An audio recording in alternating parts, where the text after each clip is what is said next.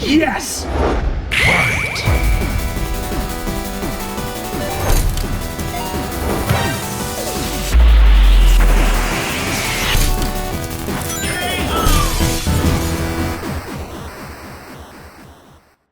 Hey everyone, and welcome back to another brand new episode of The Completionist.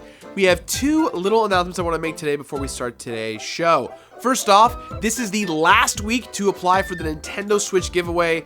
The link for that is the Gleamio link in the description below. Click that and make sure you are subbed to all the channels and all of our socials to increase your chances of winning a Nintendo Switch, Legend of Zelda Breath of the Wild, and a Nintendo Switch Pro controller.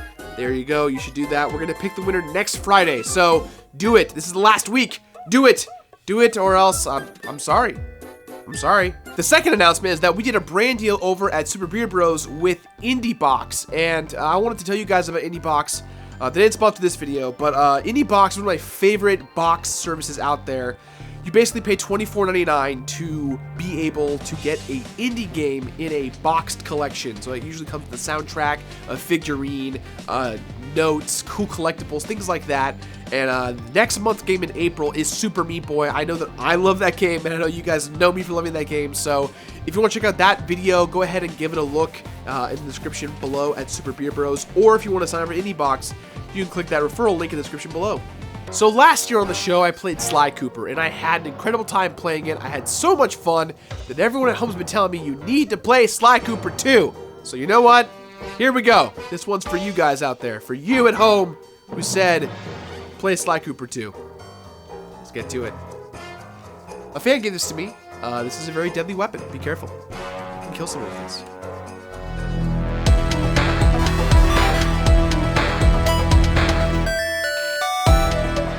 There's absolutely no shortage of video games that feature grim themes and horrific violence. If you were to pick up a stone, close your eyes, spin around, and toss it, you'd likely hit a zombie shooter square in its ESRB rating. Even on this channel, the vast majority of my recently completed games have been particularly dark and moody. So it's no wonder that I've lately been daydreaming about a little game I once completed that was both charmingly non-violent and surprisingly well made. Sly Cooper and the Thievius Raccoonus completely confuted my assumptions that it was just another one of Sony's desperate attempts at creating a mascot for themselves. In actuality, the game delivered stealthy cartoon action that was fun and lighthearted, even if that delivery was made by terribly unsettling human-like raccoon hands. Look, little guy, you're cute as hell, but don't you ever touch me. Immediately after development wrapped on the original Sly Cooper, the guys at Sucker Punch Productions jumped right into making a sequel. And based on how Sly 2 Band of Thieves turned out when it was released in 2004, they set out to improve on every conceivable aspect of its predecessor. Critics praised its more sophisticated narrative and varied gameplay, and nowadays, many consider Sly 2 to be the best of the Sly Cooper franchise, and as one of the best PlayStation 2 games of all time. That's right, a roguish anthropomorphic raccoon rubbing elbows with the likes of God of War and Resident Evil 4, proving that you don't have to be bad to be good. But it does help to have a tricked out pimp cane. Sly 2 is included in the Sly Cooper collection on the PlayStation 3, and even though it stuffs the obligatory trophies into the mix, completing the game still seems like it'll be easier than taking candy from a box of free candy. Most of these trophies are automatically unlocked as you complete the story, and if I play my cards right, I'll be able to get the Platinum Trophy in just one playthrough. This game has now officially become me time. And I think that's okay. Not everything has to be an ordeal of multiple playthroughs or terrifyingly difficult or a glitchy pile of crap. This time, it's just gonna be me and my cartoon pals. No responsibilities. Bills, I don't pay that shit. Bedtime, ain't no circadian cycle in Toontown. Exercise, homie, I eat cookies and pie. Actually, I'm trying to exercise, so I'm oh God. Cookies and pie!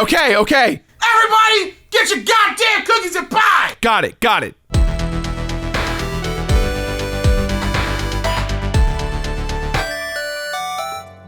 Sly Cooper 2 adds a healthy dose of depth and variety to the Sly Cooper formula, while also avoiding deviating too far from the qualities that made the original game stand out in the first place. It's the same old cartoony world, filled with anthropomorphic animals on every side of the law, but with higher stakes and more refinement. Our story begins 2 years after Sly has disassembled his mechanical arch nemesis, Clockwork. Now, he and his partners in crime, Bentley and Murray, are breaking into a museum in Cairo that holds the defunct body parts of Clockwork. Does Sly want to keep these parts from falling into the wrong hands? Or does he just want to add them to his personal trophy collection? No one knows, but I guess they're important. Once Sly and the gang bust into the museum, they're caught red-handed by Sly's on-again, off-again pursuer, Officer Carmelita Fox, and her new partner, Constable Neela. To make matters worse, the Clockwork parts have already been pilfered by a nefarious group of baddies who call themselves the Claw Gang. Once Sly and his buddies give Carmelita the slip, they immediately set off on yet another journey to defeat yet another group of animals with attitudes, and reclaim a bunch of scrap that may or may not be dangerous. Okay, sure, the plot is silly and derivative of the first one, and admittedly, the pieces of Clockwork are just big metal MacGuffins. Like, if these things were so important, why didn't Sly just take them when he first defeated Clockwork? But Sucker Punch also brought some more sophistication to the sequel's story. The supporting characters possess far more development and dimension than the last time around, including the new guy, Sly's crew, and even the main villains. There are plenty of moments that demonstrate Bentley and Murray's status as more than just sidekicks. They're equal members of the gang with their own desires and dreams, even if that gang is called the Cooper Gang. You get to know a lot more about the bad guys too, since you actually get to interact with them continually throughout their respective levels. The plot itself has some genuine twists and turns, including betrayal, tests of friendship, and ooh la la animal romance. Sure, most of it unfolds in cutscenes, but it's mostly enjoyable since Sly Cooper still feels like the Saturday morning cartoon we never got, and the story ends up getting a little darker than you'd expect. Not Batman the Animated Series dark, but certainly darker than something like DuckTales. Sly 2 is like right in the middle. Darkwing Duck! There we go, that's the one. Let's get dangerous. The game's environments still look straight out of Toontown, but they're way more populated this time. Each locale feels like it's been lived in, complete with its own culture, instead of an area that's obviously been constructed to facilitate your video game needs. It feels like these places would exist with or without you, which is both humbling and exciting. And there's a lot more variety in places you visit too. The Cooper Gang's gone international in Sly 2. From Paris to India to Prague, each location impresses with its sense of immersion and scale. The characters' bodies animate wonderfully mid-game, but the facial animations are animatronic levels of creepy. They're stiff and they transition jerkily from pose to pose. There's no life in those eyes. Most of those characters are okay, but something's not right about Sly. I knew that getting revenge for his parents' murder wasn't going to make things better, and now he has no soul. The music and sound design are still great, with inspiration from 60s spy music and a heavy helping of bass notes that coincide with the player's movements. And while the voice actors all deliver great performances, but one thing I'm not is weak.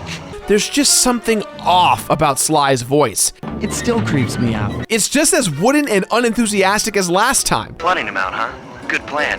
But I don't think your bombs are strong enough to do the job. I know he's trying to sound cool and aloof, but when you put him next to the other characters' great performances, it's especially noticeable. But aside from the occasional freaky face, Sly 2's world is always delightful, in spite of the fact that, at its core, this is a game about stealing things. Let's not forget the fact that Sly isn't just pinching the Clockwork parts. He's lifting all sorts of valuables, and we let him get away with it because he's cute. At least that's my hypothesis and what I want to call video game science.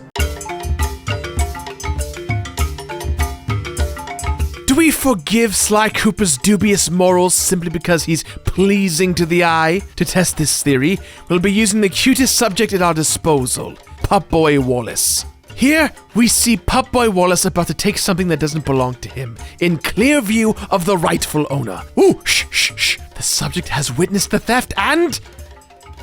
there's absolutely no ill will that remains for the thief. Intriguing. And for the control experiment, my lab assistant Theodore will take the subject's possessions and gauge its reaction.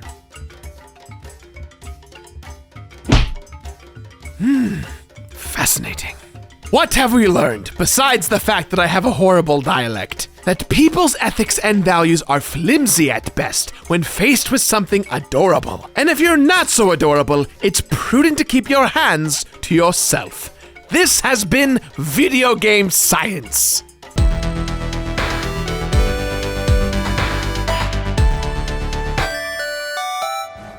Sly Cooper 2 is the bigger, badder, older brother of the first game. Well, technically not older, but it does feature far more content and completely overhauled mechanics and level structures. And best of all, there are way more moves and abilities that highlight Sly's status as a master thief.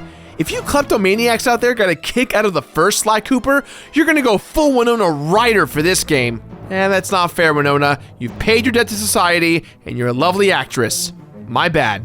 Long gone are the relatively safe and somewhat boring hub areas from the first game. Sly 2's hubs are huge sandboxes that are populated with tons of characters and stuff to do. We're not talking about open world or anything, but they're far more interesting than the ghost towns that we used to have. I'm pretty sure I remember them having actual tumbleweeds. Now, each level is one long heist that you plan and prepare for as you advance. Sly 2 Band of Thieves is just a bunch of playable heist movies. Why has no one ever told me this? This is the coolest goddamn thing ever. We're no longer platform heroes with a penchant for petty theft. We're cold, calculated agents ready for some grand larceny. Let's go. But before you can nab that piece of clockwork, you'll have to case the joint and gather some intel by going on mini missions called jobs. Jobs can be anything that prepares for the inevitable big heist, such as taking secret pictures with your binocucom, tailing targets from the rooftops, and clearing space for your inevitable getaways. You can even explore the hubs at your leisure when you're not on the job. The buildings in the hub areas aren't all facades either. Some of them lead to interior areas, focusing the gameplay and making each level pretty huge when you add everything up. Sometimes your preparations for the heist will actually bring you into the very location where the heist is set to go down multiple times, steadily getting things ready for that big moment. But the fact that the bad guys never seem to notice that you're continually messing with their stuff shows just how oblivious they are. I'm not trying to blame the victims here, but if you don't notice a loud-ass hippo stealing your stuff, then you may have deserved to get robbed. Sly's still got his entire repertoire of thieving tricks, but in addition to climbing and sneaking, Sly can now crawl under things in first person to avoid detection. But my favorite new technique is pickpocketing. You can quietly follow behind enemies and rob them blind, getting yourself some coins and other valuables. Even beyond the usefulness of the loot itself, feeling like an actual thief is priceless. The biggest departure from the gameplay in the previous game is the ability to play as both Bentley and Murray. And we're not talking about a single mission or a minigame this time around. We're talking full-on playable characters with their own movesets, strengths, and weaknesses. Bentley can leap across rooftops like the forgotten Ninja Turtle that Splinter was secretly ashamed of, but he doesn't really do combat. Instead, he can put enemies to sleep with his sleep darts and then walk right by them. He can also drop bombs on structures, machinery, or on bad guys, you sadistic terrapin murderer. Murray, on the other hand, is built for battle. He's not too good at sneaking, but he can pick up heavy objects and throw them at obstacles. He can even pick up enemies and throw them into deadly lasers, you sick hippo bastard. But poor Murray always looks out of breath, even after just taking a few steps. I'm getting kind of worried about him, you guys. I don't want to see the Cooper gang come to an end just because Murray can't say no to a burger. There are also several instances in which two members of the Cooper gang will team up, allowing for badass stuff, like Murray performing a legitimate fastball special with Bentley. Playing as the rest of the gang is wonderful, but I have to admit that even with their respectable movesets, Bentley and Murray still aren't quite as comprehensive as Sly. There are just some things they can't do, while it feels like Sly can pretty much do everything. Main characters get all the special treatment. Sly 2 is still a stealth platformer through and through, but a greater focus has been given to the combat this time around. The fact that Sly can now take more than one hit reinforces this idea. Instead of the lucky charm system from last time, Sly's got an actual life bar and a special meter to gauge how much he can use his special moves and gadgets. You can really feel the shift in philosophy during the boss fights though. In the last game, they were most definitely platform bosses, forcing you to dodge their attacks before you can land the couple of attacks necessary to end it all. This time, the bosses are super chunky, requiring you to go toe-to-toe with them for a while before they go down. Sly is still all about that loot, which in this game is coins for the most part. You can use them to purchase upgrades and new moves for all 3 playable characters back at your safe house, which can be accessed at any time in the hub areas. You can also sell off some of the valuables that you pick from pockets and find lying around to get some extra cash too. The clue bottles from the first game also return, and if you find all 30 bottles in a given level, you'll gain access to a secret vault hidden in the area. Inside each vault is an exclusive special move that can't be found elsewhere, so they're worth going for. Of course, not all of the game's missions are about stealing things and beating people up. Sometimes the game throws the occasional alternative playstyle at you, like rhythm games, vehicle segments, and twin-stick shooting games. But most importantly, there are no time trials in Sly Cooper 2. Thank you, Raccoon Gods. Thank you, Rocket Raccoon. Thank you, The Rocketeer. I love that movie. He's not even a raccoon! Even better, getting all of the game's trophies was a breeze. The only one that I was even remotely worried about was the one that required collecting 1,500 coins, which is a little hard to do when you're buying power-ups left and right, but by the end of the game, I had more than enough with absolutely no problems. Sly 2, you're doing wonderful things for my stress levels. But even more important than Sly 2's ease is how much fun it is. This game is a huge step up from the last one in every way imaginable. No matter what the game throws at you, it's always well executed and enjoyable. This game is the definition of rock solid, and it's very easy to see why so many consider it as one of the PlayStation 2's best. But for the love of God, can we please get Murray into the Buff Boys program? He speaks in third person, so I don't think we can trust him to know how to properly nutrition himself.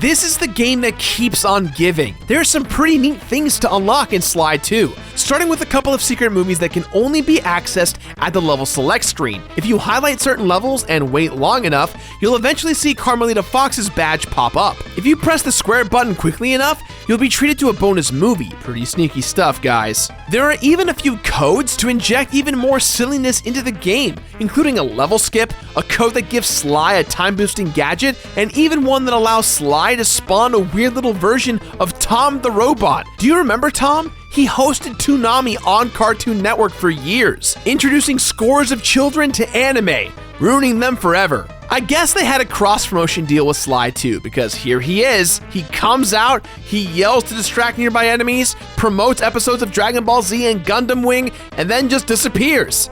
It's kind of weird, but I'll take it. Oh my god, can it be? There's even a reward for getting 100% completion in a game? Once you do this, you can input a code that gives you a mega jump. Now these are the types of fun codes I remember from my childhood. The fact that you can Hulk jump over enemies and basically break the game, and the fact that there's an actual completion bonus has now made Sly 2 one of my favorite PS2 games of all time. I'm a believer, you guys. While completing Sly 2 Band of Thieves, there were 4 deaths, 240 clue bottles collected, 36 trophies unlocked, 16 hours of total playtime, and one of my official Buff Boys gym shirts available now in the Yeti for Murray, which may or may not have been shoplifted by Winona Ryder herself. Her heart's in the right place, you guys. She's gotten to this point where stranger things are happening, and she's trying to find her child. No matter the player's age, Sly 2 is a blast and a rewarding experience. Its delightful world and solid gameplay makes it timeless. This is the type of game that's so good, you might end up completing it accidentally before you even know it. And that, my friends, is very special. Sly Cooper 2 definitely made me love the franchise even more. It's very rarely in recent years when I've played a brand new game, or at least new to me, where I walked away loving the sequel as much as I loved the first one. This game is awesome. I appreciate all the improvements they made. They brought a lot of new to the table, but it still has the same feel as the first one. And on the PS3 collection, it still looks really good. So, with that in mind, guys, I give this game my completionist rating of Complete It.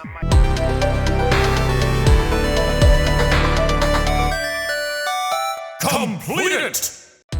That's all the time we have for today, guys, so please, as always, let me know about today's episode somewhere on the internet. Thank you to our sponsor of today's episode, Indie Box. If you want to check out our unboxing videos of that, you can click the link in the description below and sign up with our referral link to Indie Box. They're a great service. I actually own 15 of my own box services from that. I actually use Indie Box, so I really believe in the product, and I'm glad to be working with them. You guys should check it out. Also, if you want to win that Nintendo Switch, you want to get in that giveaway, today is basically the last, I guess this is the last week coming up. We're going to announce the winner next Friday, so tune into that to make sure to see if you won. If you're new here, do me a favor, hit that subscribe button if you like what you see. And hey, if you are returning from last week and you missed last week's video, check it out right here as well. That's it, that's all, guys. I'll see you next week for another brand new episode of The Completionist. Bye.